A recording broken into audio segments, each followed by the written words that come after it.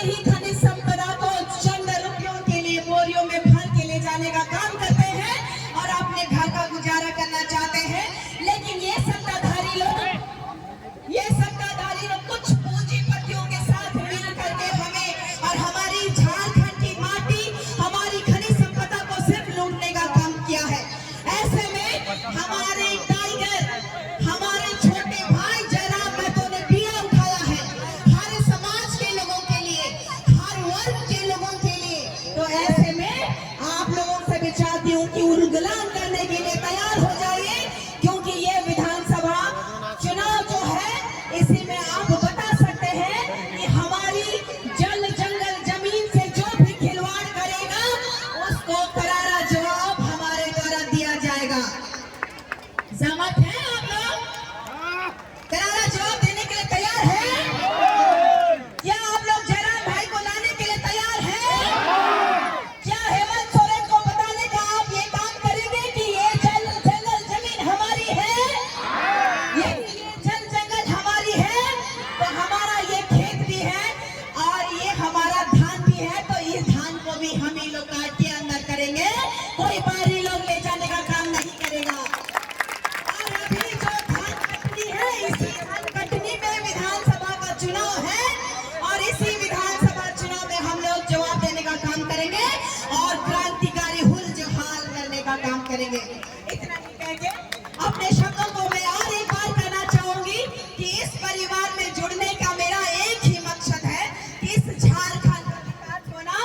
और जितने भी बच्चों के साथ आज खिलवाड़ हो रहा है, चाहे शिक्षा जगत हो, चाहे व्यवसाय की बात हो, चाहे रोजगार की बात हो, ये जो रोजगार देने का जो सरकार काम कर रही है, ये सिर्फ जुमलेबाजी कर रही है।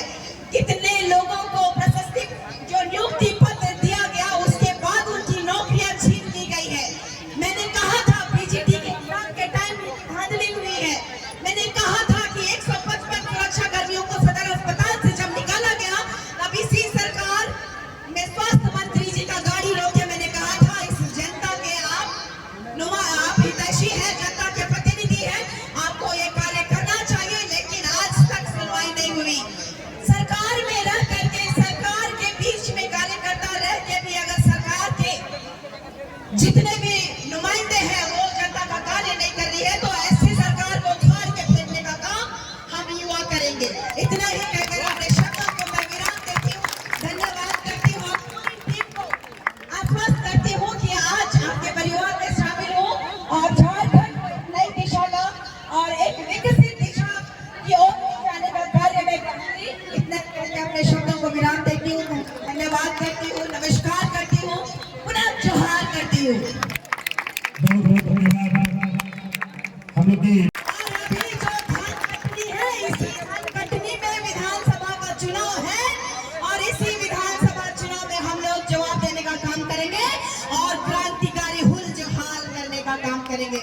इतना ही कह के अपने शब्दों को मैं और एक बार कहना चाहूंगी कि इस परिवार में जुड़ने का मेरा एक ही मकसद है कि इस झारखंड का विकास होना। और जितने भी बच्चों के साथ आज खिलवाड़ हो रहा है, चाहे शिक्षा जगत हो, चाहे व्यवसाय की बात हो, चाहे रोजगार की बात हो, ये जो रोजगार देने का जो सरकार काम कर रही है, ये सिर्फ जुमलेबाजी कर रही है। कितने लोगों को